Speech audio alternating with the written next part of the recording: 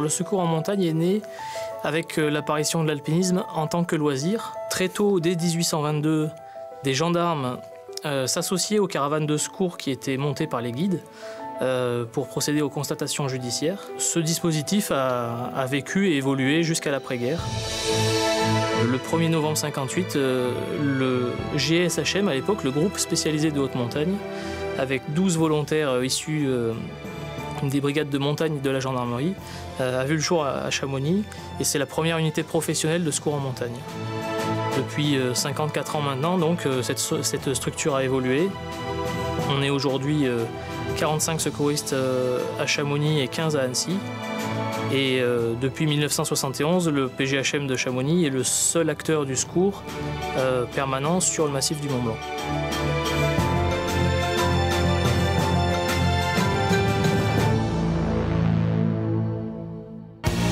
Le secours en montagne, il a connu deux révolutions. La première, c'est l'usage de l'hélicoptère, qui est arrivé au tout début des secours professionnels.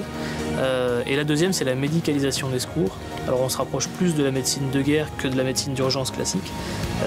Mais l'apparition du médecin sur le terrain a permis de gagner de l'espérance de vie pour un grand nombre de blessés.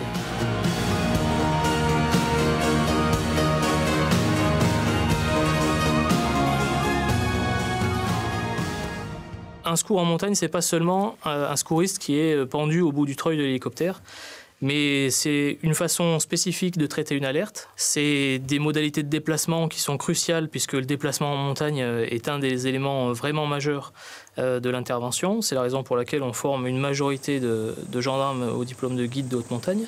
Sur place, il faut assister le médecin, puisqu'il n'y a pas d'infirmier dans le secours en montagne. Donc notre action, outre les gestes de secourisme, se prolonge jusqu'à l'assistance du médecin. Et dans le même temps, il faut constater, on réalise un rapport sur chaque secours, et ceux qui nécessitent l'ouverture de l'enquête judiciaire font l'objet de procédures qui sont diligentées par le PGHM.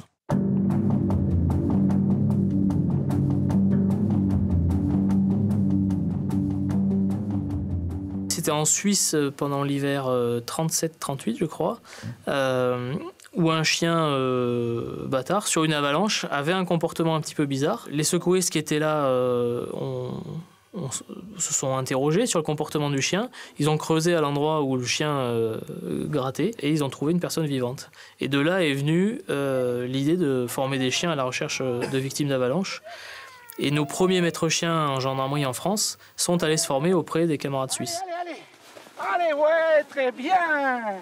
Le chien a encore toute sa place, et je pense pour longtemps, parce que les moyens électroniques de détection dont on dispose supposent pour l'instant que la victime soit équipée soit d'un réflecteur, soit d'un émetteur.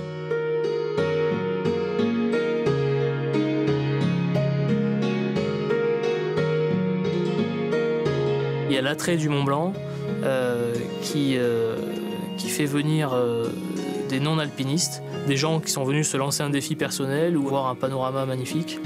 Et là, on peut avoir des comportements en effet inadaptés. Puisqu'à Chamonix et dans le massif du Mont-Blanc, le risque d'avalanche, c'est toute l'année.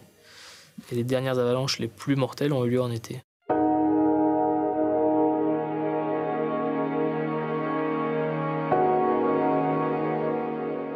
C'était à la dent du géant, donc c'est une dent dont toutes les parois sont quasiment verticales. Et un alpiniste était pendu au bout de son rappel depuis plusieurs heures. Et ses compagnons de cordée n'étaient pas capables de le sortir de là. Lui-même ne pouvait le faire seul.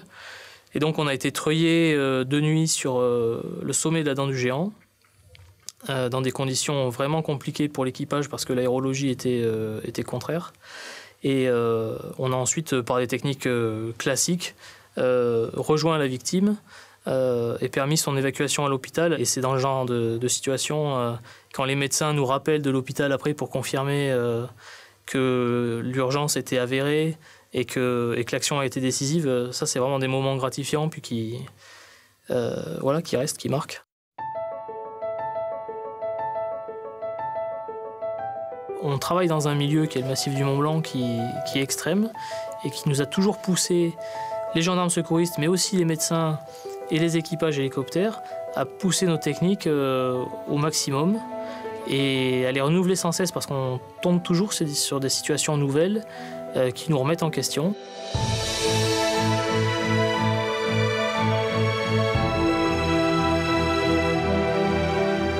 système d'excellence, entre guillemets, qui est pluridisciplinaire.